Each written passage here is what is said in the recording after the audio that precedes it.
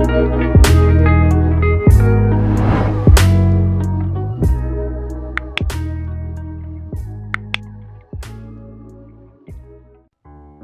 Everyone, আসসালামু আলাইকুম। Welcome back to cooking studio.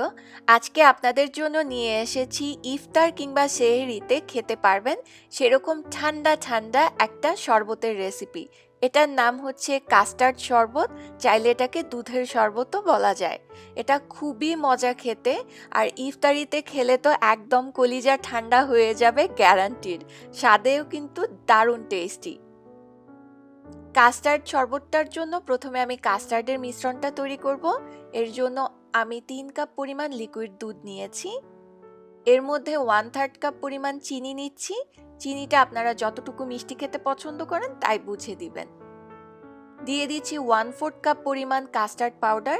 আপনারা যে কোনো ফ্লেভারের যে কোনো ব্র্যান্ডের কাস্টার্ড পাউডার ব্যবহার করতে পারেন।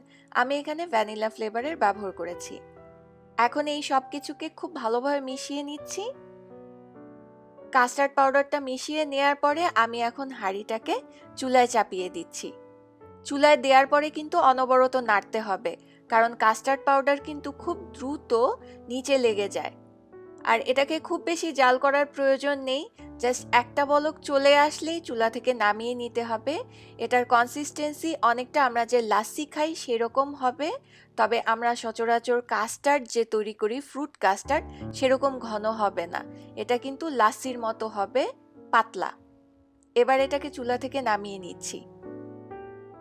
এইদিকে আমি একটা বাটি নিয়ে নিচ্ছি, এর মধ্যে নিয়ে নিই চিয়া সিড। চিয়া সিডের পরিবর্তে আপনারা তোকমা দানাও ব্যবহার করতে পারবেন। আপনাদের ঘরে যেটা থাকে চিয়া সিড বা তোকমা যে কোনো একটা ব্যবহার করলেই চলবে। এবার এটাকে আমি আধা কাপ পরিমাণ নর্মাল পানি দিয়ে ভালোভাবে ভিজিয়ে রাখবো। একটু নেড়ে দিচ্ছি, আর এটা ভিজিয়ে রাখলেই দেখবেন এটা ফুলে 2 থেকে 3 গুণ বেড়ে যাবে। এই যে দেখেন, প্রায় আধা ঘন্টা পরের অবস্থা। এখন এটাকেও আমি একটা সাইডে রেখে চলে যাচ্ছি জেলো তৈরি করতে। জেলো তৈরি করার জন্য আমি একটা হাঁড়ি নিয়েছি, এর মধ্যে 2 কাপ পরিমাণ পানি নিচ্ছি। আপনারা যে জেলো প্যাকেটটা তৈরি করবেন সেই জেলোর প্যাকেটেই লেখা থাকবে কতটুকু পানি ব্যবহার করতে হবে। আমারটায় 2 কাপ লেখা ছিল, তাই আমি 2 কাপ পানি নিয়ে এর মধ্যে একটা জেলো প্যাকেট নিয়েছি। আপনারা যে কোনো ফ্লেভারের যে কোনো ব্র্যান্ডের যে কোনো কালারের জেলো ব্যবহার করতে পারবেন। এখন আমি এটাকে চুলায় বসিয়ে দিচ্ছি। চুলার আঁচটা মিডিয়াম টু হাই করে দিয়ে কিছুক্ষণ নাড়লেই যখন এটা এরকম ফুটে উঠবে তখন এটাকে চুলা থেকে নামিয়ে নিতে হবে। তবে খেয়াল রাখবেন জেলোর যে গুঁড়াটা আছে সেটা যেন পুরোপুরি ডিজলভ হয়ে যায়, তারপরে এটাকে চুলা থেকে নামাবেন।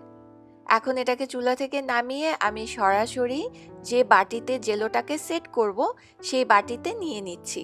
আপনারা চাইলে রাউন্ড বা স্কোয়ার যেটা আপনাদের পছন্দ যে কোনো টাইপের বাটিতেই জেলোটাকে নর্মাল ফ্রিজে রেখে জমিয়ে নিতে পারেন। এই জেলোটা যখন জমে যাবে পুরোপুরি তখন এটাকে ফ্রিজ থেকে বের করে পছন্দ মতো কেটে নিতে হবে। আমি স্কোয়ার শেপ করে কেটে নিচ্ছি। এই যে দেখেন জেলোটা কত সুন্দরভাবে সেট হয়েছে।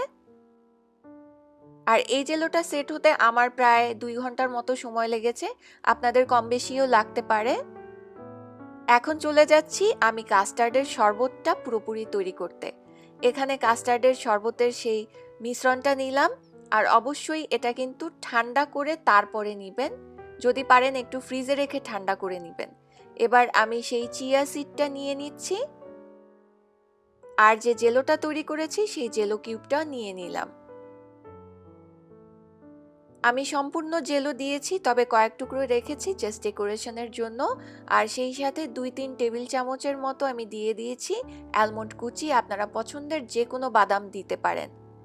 এখন আলতো হাতে মিশিয়ে নিলেই কাস্টার্ডের শরবতটা রেডি হয়ে যাবে। এই শরবতটা যে কতটা মজার আর কতটা রিফ্রেশিং শুধুমাত্র তৈরি করে খেলেই বুঝবেন। আমার তো এটা বেশ ভালো লাগে। এটা কিন্তু অনেক এশিয়ান কান্ট্রিতেও বেশ জনপ্রিয় একটা ড্রিঙ্কস।